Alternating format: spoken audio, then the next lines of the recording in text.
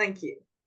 Welcome to this event, which is hosted by the Centre for Identities and Social Justice. Anna Traianu is unfortunately unable to be here, and she's been one of the main instigators in organising this event and also supporting Steve Dixon-Smith through his time at Goldsmiths. And I'm the head of the Centre for Language, Culture and Learning, and so I'm really pleased to bring these two centres together for this event. I'm really excited to be about to listen to Steve Dixon-Smith as well, and his exciting research. I've seen it at very different stages along the research journey, so I'm really pleased to be listening to it now. It's completed successfully. I'm going to hand over to our head of department, Fazana Shane, to introduce Steve Dixon-Smith for the event. Thanks, Fazana. Thanks, Vicky, and a very warm welcome to everyone. I've been asked to introduce Steve by Anna, who sends her apologies today. So Steve, I'll introduce you shortly, but just to say that we speak for about 50 minutes after we've done the introduction, and then we'll open up for questions. So Steve completed his ESRC funded PhD in March 2024. His study was a response to institutional framings of inequality encountered in his work supporting inclusive learning and teaching in higher education. During his PhD, he wrote 2 book chapters and co-authored a policy paper on ethnic categorization for the Higher Education Race Action Group, a paper that's been very well cited and has done really well. So his chapter, Making a Mess of Whiteness, Subversion and Reproduction of Racialized Academic Space, is due to be published in the journal Subverting Space and Race Toward a Geopolitically Conscious and Anti-Racist Sociology of Language in 2025. That's a book, is it? It's not a journal, it's a book. Apologies for that. Steve takes a critical sociolinguistic approach to analyse how whiteness and structural inequalities around race and class are reproduced and resisted in higher education. So I will hand over to Steve to present his talk, and feel free to post your questions in the chat. Okay. Thanks, Fazana, for the generous introduction, and thanks everybody for making the time. I know for lots of you in difficult circumstances to attend, and thanks for having me here in across the centres. It's great to be to have the opportunity to come and talk to you about the thesis. I'm going to present some analysis and findings from the thesis, which was a linguistic ethnographic account of race and class in an undergraduate architecture studio at my place of work, which was an arts university in the south of England. But I wanted to also begin with some context around how and why I ended up here researching these issues. I've been working in HE, higher education, on supporting inclusive learning and assessment for a number of years across different contexts. And I was kind of motivated by the idea that education can and should bring about social change. Being white and the first person in my family to go to university, kind of university never really felt like my space or education more generally to begin with, and I guess I initially sort of saw this through a lens of class, and during my work, a colleague presented me with the figures of what was then called a BME white attainment gap, and these showed at our institution and other institutions this kind of consistent and persistent difference of around 20% in the awarding of 2-1 and first degrees. And this I was in my mid-30s at the time, mid to late 30s, and for the first time I'd been sort of presented with my own role in reproducing racial inequalities. So we kind of saw this situation that universities were reproducing racial inequalities, and that I was somehow part of that. And I raised this with the head of School of Architecture at the time, who I was working with, and he said to me, Steve, I don't need to see the I don't need to see the figures really. I know just through looking at the students who come in and the students who leave that the cohorts, they get smaller and whiter over the 3 years of the course, and this is definitely true in architectural education as a whole and within the university. And it reflects some pretty striking kind of inequalities of racial inequalities within that area. So we set up some small scale institutional studies and did some work on institutional initiatives and committees and working groups and this kind of work within the institution. And as I became more involved in that, I kind of came across these policy constructions really of race and class, and I'm just going to talk through a little bit of where I encountered them in this sort of middle section that you can see on the slide there, in the sort of Hefke era. But I was wondering where these things came from, and the obligation on universities to monitor for ethnicity and for ethnicity and attainment in this way came out of initially the Race Relations Amendment Act in 2000, which was the sort of legislative response to the Macpherson report, into the way that the CPS and the police have dealt with the racist murder of Stephen Lawrence, and so they were designed to monitor for institutional racism. Slightly earlier, there were efforts from within the new Labour government at the time to widen participation in education, but they were kind of class focused and had a kind of colourblind orientation, as Pilkington puts it. So moving forward to when I encountered them in around this time, there was a Hefke, the Higher Education Funding Council for England, who were responsible for equality research at that time, published these accounts, these statistical measures of differences in outcomes among students, and they called these things the categories used for monitoring student characteristics. So this is just an illustration really of the type of thinking that I could see sort of leaking in both to initiatives that were happening within the sector, but also within policy, within these sort of wider policies. It says differences in outcomes in the title, the effect of student characteristics. So that places the cause.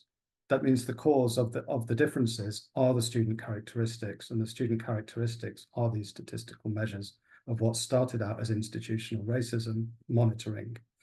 So you see this sort of slippage occurring, and I argue in the thesis that even within this framing, class is treated as structural, as educational disadvantage that relates to, postcode participation in local areas according to postcode, whereas race is dealt with as kind of discrimination on the basis of ethnic categories that attach to individuals. So there's a difference in the way that things were treated there, and I'll touch on that a little bit later when I come to some of the later slides. But by the time the study had finished, there was a different take on these measures, and the reporting of race and class separately was actually used in a Johnson government sort of commissioned commission on racial and ethnic disparities, which was known as the Sewell Report, and they used the separate classification of race and class in education as a kind of way of saying, well, it's not race, it's class, and to deny to sort of put forward this post-racial discourse that denying structural and institutional racism, as Tickley and Paul Warmington have pointed out. And the OFS discourse on this was, so the OFS took over responsibility for these issues after Hefke. The OFS emphasised a discourse of choice and agency here to resolve the problem. Bizarrely, they talk about schools as the place where this needs to be addressed, but then at the same time say there is no gap in schooling, and also they do address it where they do address attainment gaps. This is class focused rather than looking at issues around racial inequality, and that's despite the fact that the figures for class show a 50% smaller gap than that of the black-white awarding gap. So these two quotes have really stood out through the process to me as representing what I came across. The idea from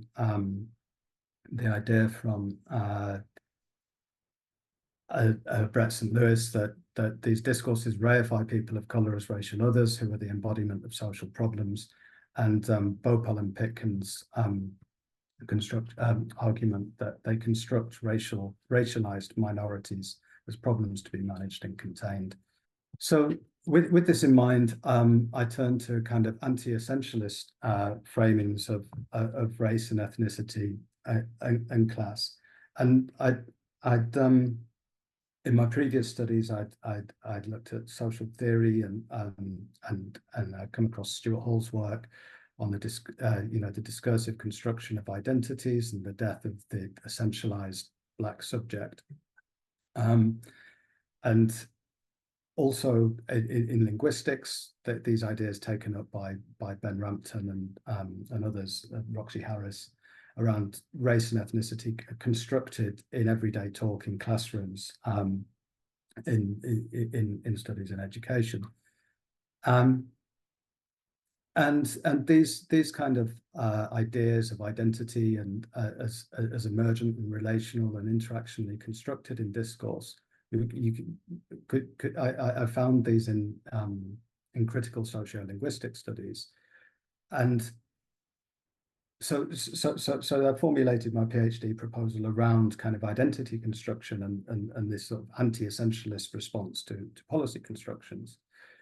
These kinds of approaches, though, have been criticised recently in critical sociolinguistics as presenting race as kind of flexible and fascinating and fictional, and privileging the interests and experiences of white scholars like me. So I'm quite keen that my approach isn't doing that, and somehow does manage to combine the structural with the anti-essentialist. And there is more recent work in sociolinguistics which is focused much more on the structural, from Ian Cushing and Julia Snell, and they've focused on the structures and institutions within who sort of dictate language policy, rather than the construction of identity. And they look at perception of language rather than and ideologies around language, rather than the actual production of it. And that's something I tried to take up too. So obviously whiteness, although it's kind of something that's relatively recently being dealt with in critical sociolinguistics, has a longer history in sociology of education. Kalman Bhopal talks about the relationship actually between whiteness and middle class identity as the privileged position in the academy. Nicola Rollock also talks about the way that, and others also talk about the way that class is always shaped by and informed by whiteness, even when a whiteness isn't explicitly named in educational settings. And Dave Gilbourne talks about the fact that if we want to do serious critical work on intersectionality, we need to account for how the categories and inequalities intersect, and through what processes and with what impacts. So what I wanted to do in the study was to understand, well, how is higher education white? What are the processes through which the structures of race and class are constructed and reconstructed in interactions within the institution? My research questions were here, were the ones here. What are the discursive conditions in which race, class, and ethnicity are negotiated in the first year architecture studio? And then what are the discursive processes and the strategies through which people negotiate subject positions in interactions and in narrative accounts? How do these relate to material conditions of inequality, and how do these discursive processes interconnect with broader social orders in ways that relate to inequality? So trying to bring both the structural and an anti-essentialist approach through. The methodology that I take is linguistic ethnography, and that means I was sort of brought to this because of the fact that it's about unpicking taken for granted assumptions about groups and categories. And there are two key principles, really: that the context for communication should be investigated ethnographically rather than just assumed, and also that meaning is always far more than just the expression of ideas. Biography, identification, stance, and nuance are extensively signaled in the linguistic fine grain. So we need to be looking at the sort of close linguistic work. We need to do close linguistic work to understand what's going on in interactions in terms of meaning. And I hope to share some of that with you very soon. But first, a kind of imposing looking triangle that's stayed with me, I think, the course of the PhD, and has been sort of added to throughout. So at the top is the kind of data that I collected. So I collected interactional data, narrative accounts through interviews. The interactional data was participants, and there were four key participants making self-made audio recordings in the studio and in social settings. This is while they were working on tasks in the studio, as you'll see. There were in-depth interviews with participants and on their prior educational journey, and reflections on their interactions over the year. And the course coordinator became a key aspect of the study, and there was an interview with him, and one of the chapters is devoted to the way that he constructs, the way that he produces the environment in which the students work. I started with 8 key participants and ended up with 4 due to the quantity of data, but within that 4 there was one white student, one student of Indian heritage, one of Nigerian heritage, and one of Chinese heritage, or British students. And so what I wanted to understand was, what are the processes of identity construction and interaction? And to do that, I use this sociolinguistic concept of indexicality, which is really sort of the way that we point to things outside of the interaction through the interaction. So often, and we'll see in the case of the analysis that I look at here, the pragmatic, in the interaction motivations might be something like making somebody laugh, or for example, and then the meta-pragmatic level that comes into that is the bringing in of social, broader social constructions into the immediate interactional context. So in this case, we'll see some sort of teasing around ethnicity. And so these larger categories and these broader social categories, macro social categories, and these interactional motivations are sort of part of a dialectic process in which meaning is produced. And that's what I try to look at. And within that, there are obviously orders of differentiation that go on. Okay, so what's valid and recognizable in this setting if somebody wants to position someone, let's say, in terms of their ethnicity, what's a valid positioning, what's not a valid positioning. The reason for doing this is to look at what structures are navigated in the studio. So I'm looking at the way that colonial distinctions between whiteness and non-whiteness are re-articulated, and also focusing on perceptions through these sorts of evaluative centers of which I'll explain more about in the process, so that the focus isn't on the individual speaking practices, but on the ideological processes that are being relied on to make these things happen at a pragmatic level.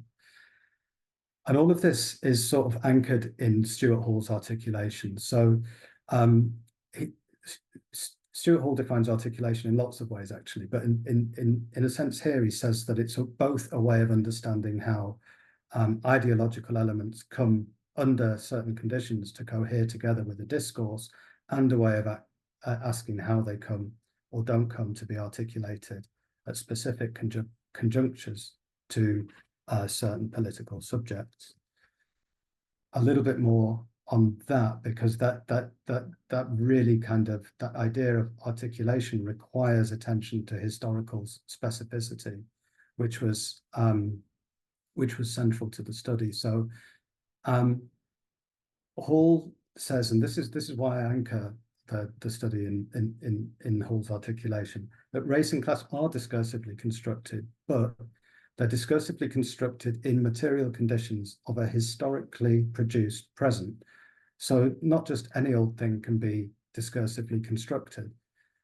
Racism cannot be explained in the abstract or without its articulation with other social relations in specific historical conditions. So what are those historical conditions in England in terms of race and class? When Hall was writing about articulation back in 1980, he said that these hadn't been written yet. We didn't have these accounts at this point, these historical accounts. But since then, Satnam Verdi and Robbie Chilliam have produced these historical accounts of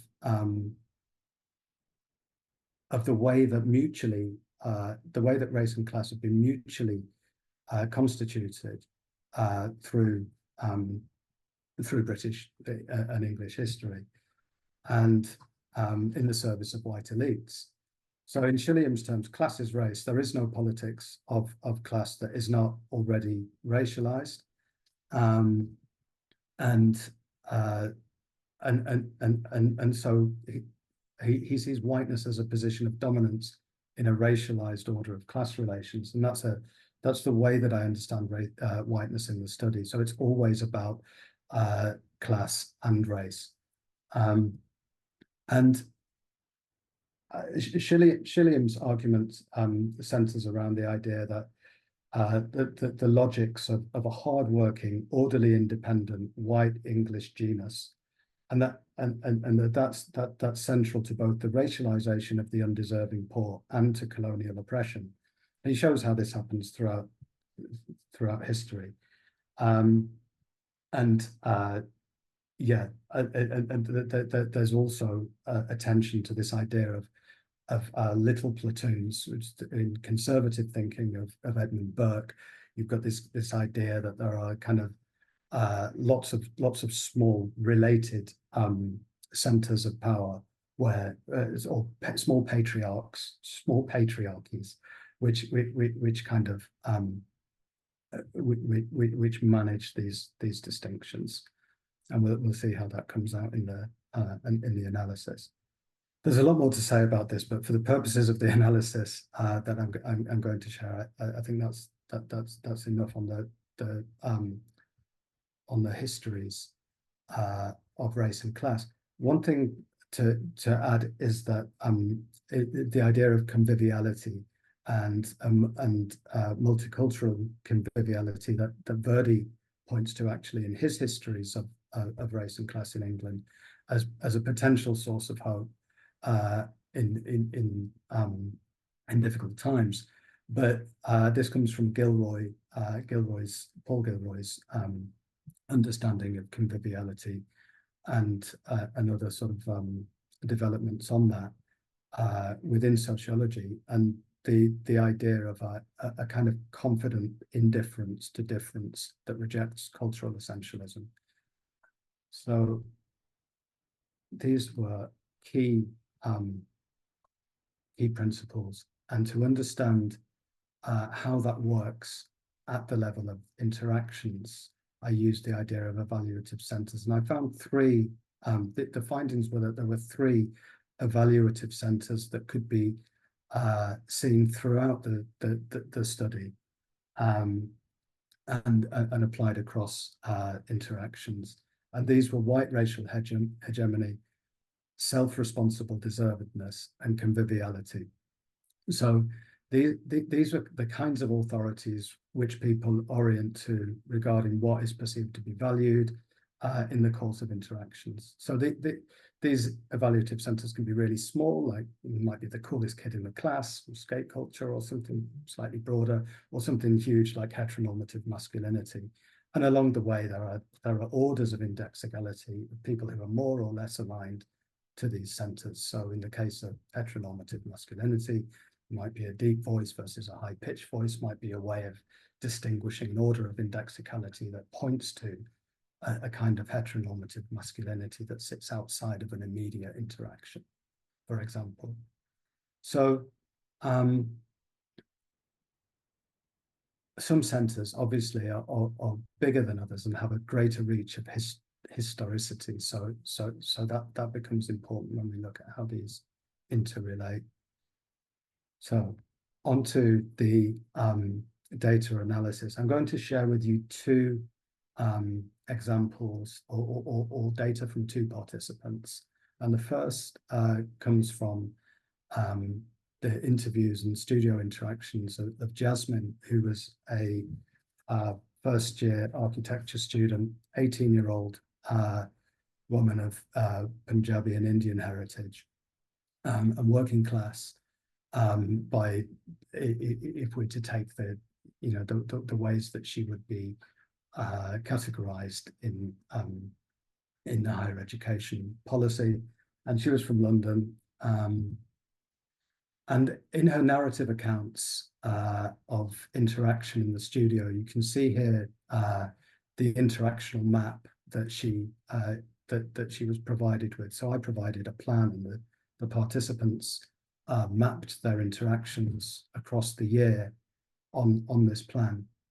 And she her plan produced this comfort zone. She said there's danger zones and comfort zones within the studio, and you can see that on the slide. Hopefully, this green circle. We're going to hear some interactions from this comfort zone. The rest of the studio she found quite alienating, and she talks of danger zones and comfort zones. She says in the interview, look, at school I was the loudest kid in the class. What am I doing wrong here?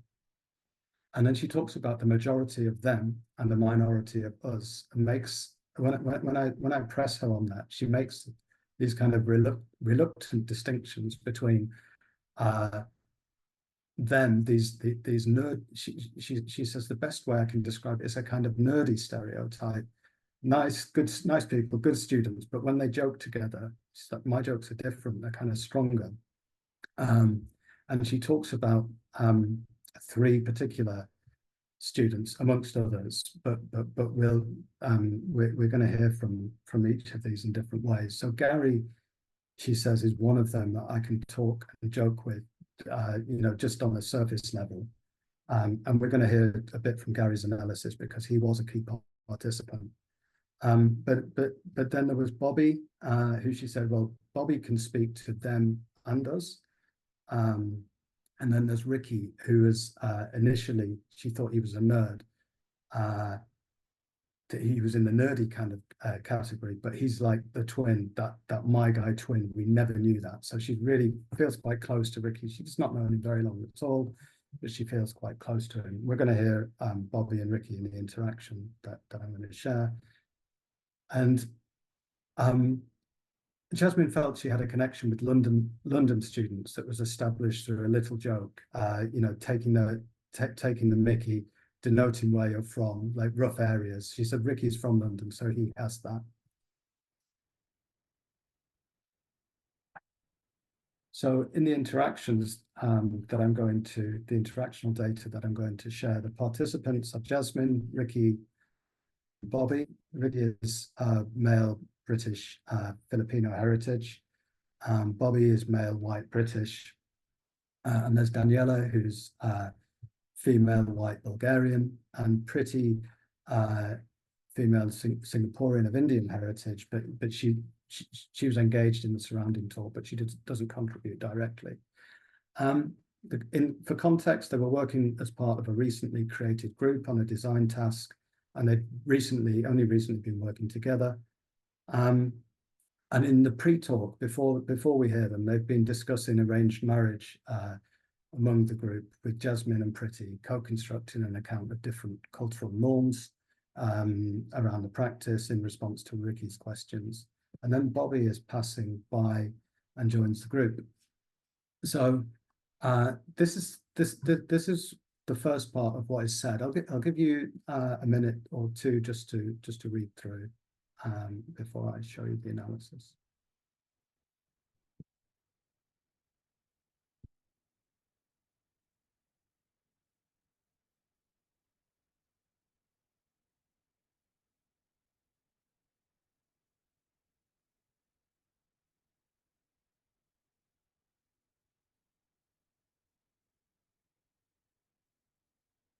Okay, so it begins with Bobby, the white student who's passing. Why are you all looking at me? This is rude, just because I'm white. So Bobby, in linguistic terms, he instigates a play frame and makes race an available resource for humor by positioning himself as both white and racialized in this context. Jasmine takes up this play frame even before he's finished the utterance, before he's even finished what he's saying, and she says, "What? It's because you're Sri Lankan." I'm joking, and then Ricky and Bobby carry on this kind of jokey sort of interaction. Until there's a point where Bobby is talking about my half sister, my actual sister, apparently, and Jasmine says, "I'm not Sri Lankan," and then she says again, "I'm not Sri Lankan." Nobody responded first time, and Ricky says, "Yeah, but you're still brown, same difference." So Ricky's recently referred to himself as brown, so there's a kind of in-group legitimation here. They're using essentialism, really, teasing essentialism, indexing racist discourses and ideologies. And he's denying, in a joking way, teasing way, Jasmine's claim to differentiation on the basis that she's not Sri Lankan. And there's work on this in sociolinguistics about the idea of bonding and biting to develop relational identities. So teasing amongst groups to develop closeness, there has to be a bite for the bond to happen. But the bite should be a nip. It shouldn't be too strong. So this is what appears to be going on. There's a tease. They're developing their relational identities, and remembering that Jasmine and Ricky hits it off pretty quickly. But there's also joking about absent others. That is another feature of humour for relational identities, and this is about creating an in-group against an outside group. And we could say that what's happening here is making racists laughable, and there's a literature around this too in sociolinguistics. So these racist ideologies and racists are made laughable, and that's in distinction to the in-group relation development between Jasmine and Ricky. That she's been positioned in this way, Jasmine laughs and says, yeah, I couldn't quite make out what was said next. Bobby talks about being born in India. There's some kind of confusion about who was born where. And Jasmine says, look at him, I was. And we see in the next slide that this is positioning Ricky as brown. She's saying, look at him. I'll leave you for a second to read through what happens next, and then I'll show you the analysis.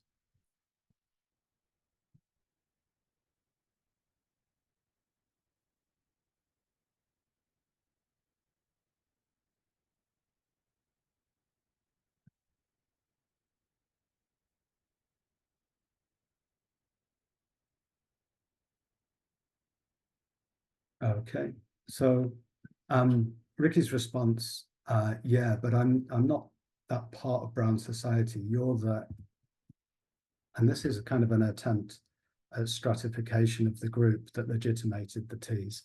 So the in-group that was constructed around brownness is now stratified by Ricky, saying that well, there are different levels to this. I'm not that part. And so Daniela, the white Bulgarian student, asks, well, how are you brown? And Ricky just responds straight away, Filipino. Jasmine has loud laughter. That's so rude, laughing, loud laughter. Oh my God, she's squealing.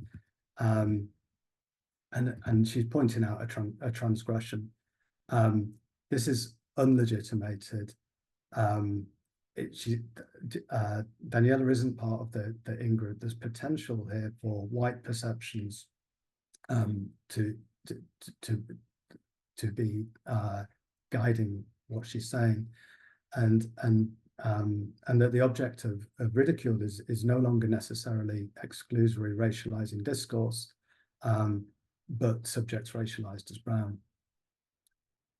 Ricky doesn't seem to notice anything. So he says, wait, did I say something wrong? Jasmine says, no. Daniela says, well, Daniela says, I did. And so Jasmine responds, she did.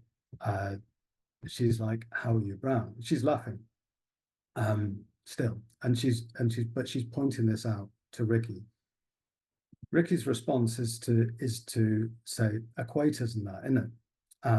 So he's extended now the idea of his brownness as being this kind of Filipino stratified, different from that brown society, to a description that incorporates Jasmine. And Jasmine affirms this with this idea of a phenotypical difference, so, and uses we, so we can deal with the sun, we. and Ricky affirms this, yeah. So and then Ricky's laughing. He says, "Oh man, Bobby," and it seems like somebody's remembered there's a recording going on, and Jasmine says, "I feel so horrible because we're all laughing." So this is a light-hearted, convivial interaction, but within it, there's a lot of management of what is acceptable within these evaluative centers. So we've got the pragmatic work going on that's bonding in an unfamiliar place, making each other laugh. And then we've got these evaluative centers of conviviality, a confident indifference to difference, which is being shown by the fact we can call each other brown here and it's kind of okay. Versus this white racial hegemony, there's a chance that it's precarious.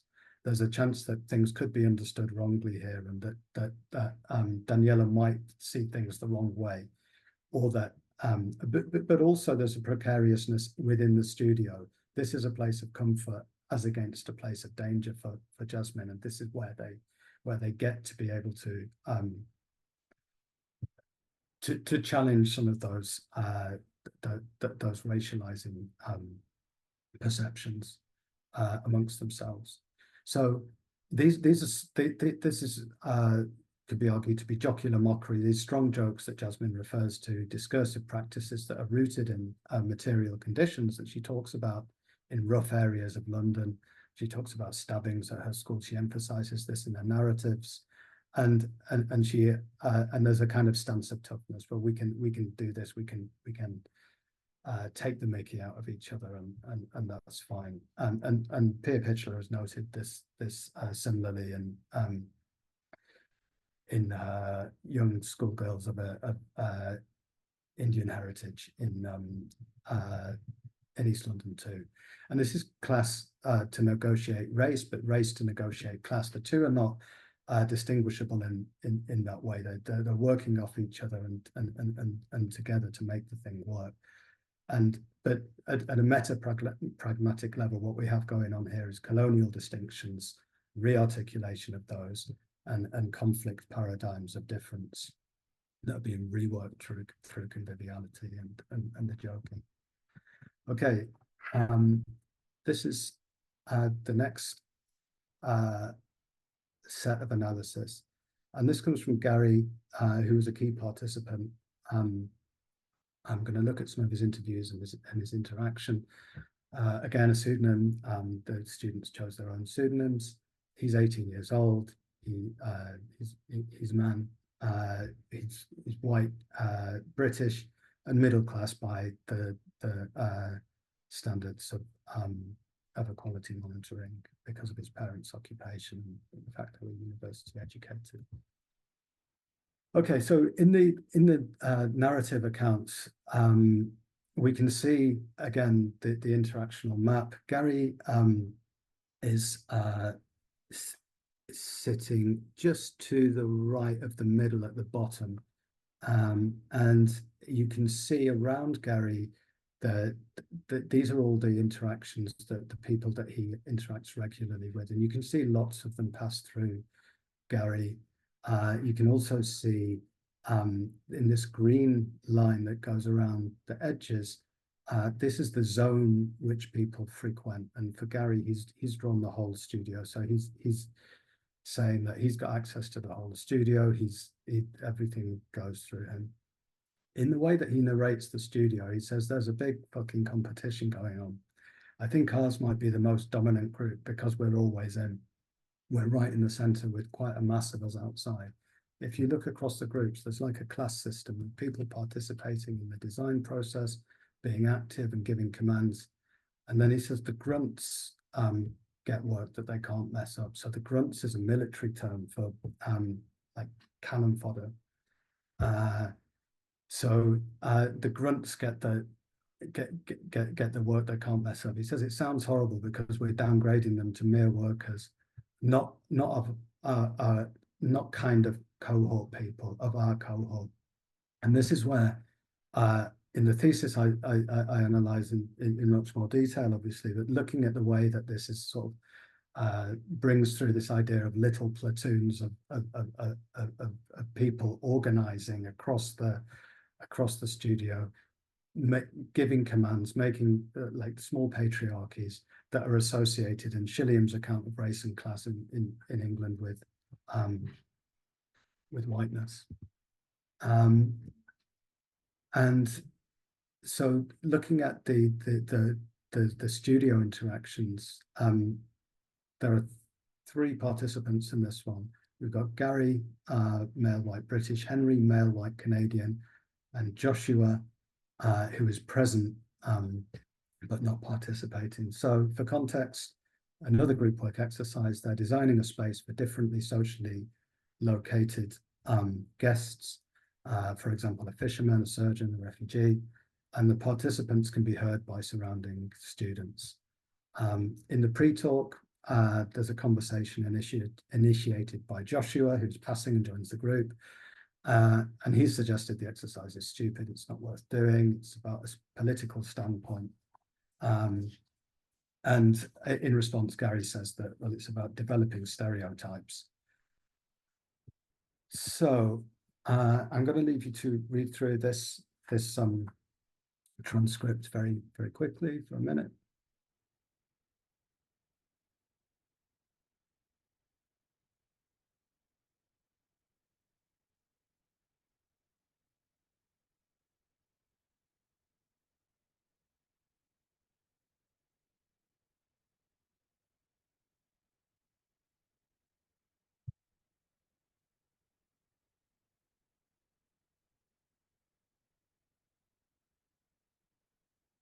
Okay, so in this interaction, there's Gary is questioning Henry about the person that he's designing for. They each had to design for a particular person, socially defined. One of them was a single parent, and there's some kind of joking around that, a kind of eccentric humor, if you like. And analysing this, I looked to Mary Buchholz's study, a sociolinguistic study in the US, where she looked at the white students in a multi-ethnic context, similarly to the multi-ethnic context of the studio, and she said that they. And she found that they aligned with a kind of intelligent nonconformist identity, which sort of they termed nerds. And this included precisely enunciated speech style, which we're not going to look at here, excessive formality, which we can see if we look at Gary's. This is very typical, because very typically instead of usually, a mother instead of mum or mom. And language evoking the registers of scholarship and science, and this is used in everyday speech. That's what makes it different and indexical for Buchholz, pointing to indexical of extreme whiteness in this context. So this idea that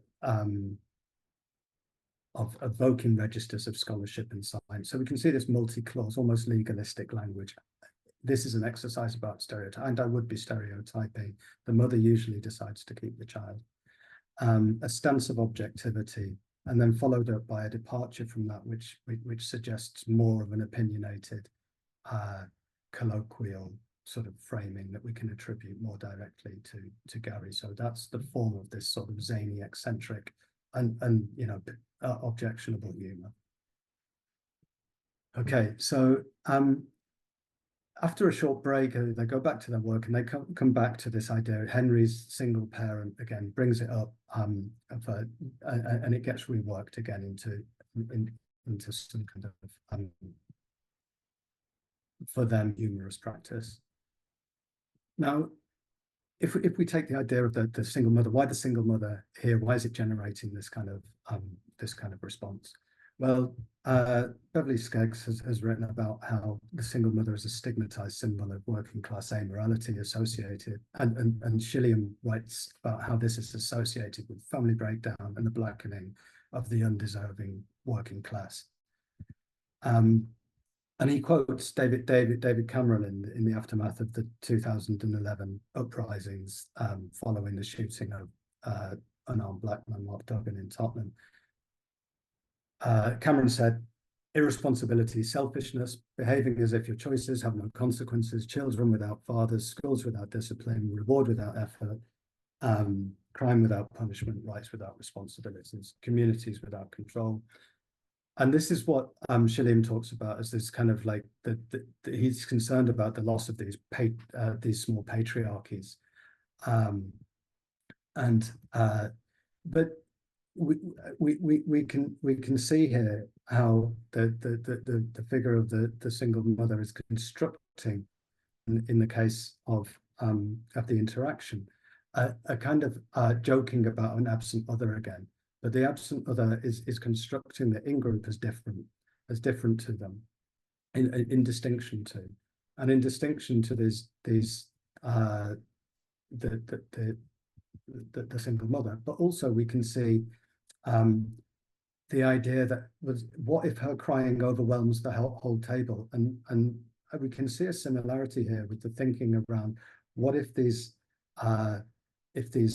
amoral, undeserving, disorderly people upset the fabric of the nation. So in Cameron's framing, so we can see here at a pragmatic level, again, we've got some in-group bonding in an unfamiliar place. They're trying to make each other laugh, but they're using this joking about the absent other to do that. And through these evaluative centers of self-responsible deservedness. So we saw in the narrative accounts how Gary constructs that against the undeserving people who don't even, shouldn't even be working on the projects. And we can see in the use of the superstandard and the nonconformist humor this sort of alignment with an extreme whiteness. So you can see both of these evaluative centers in operation here to navigate hegemonically white perceptions in the studio. And what I mean by that is it's part of their everyday social calculations, just things that just go on in the studio. But to do that, there's a reference to the meta-pragmatic in this idea of the black and disorderly, undeserving poor, as Shilliam would put it.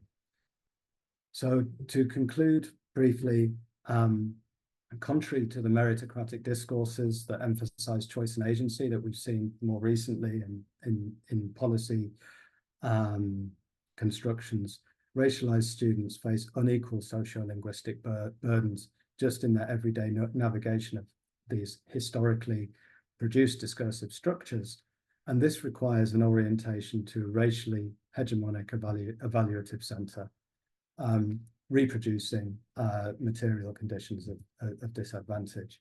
So race and class in higher education institutions articulate in structural ways through whiteness, and they can't be passed out at the point of the individual as they are in these kinds of constructions where we try to say that it's not race, it's class.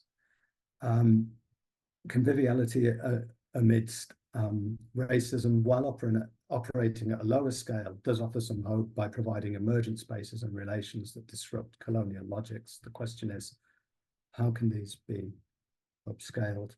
And I've left a link down there to the full thesis if you want to explore that further. So thank you everybody for your time, and I look forward to questions. Thank you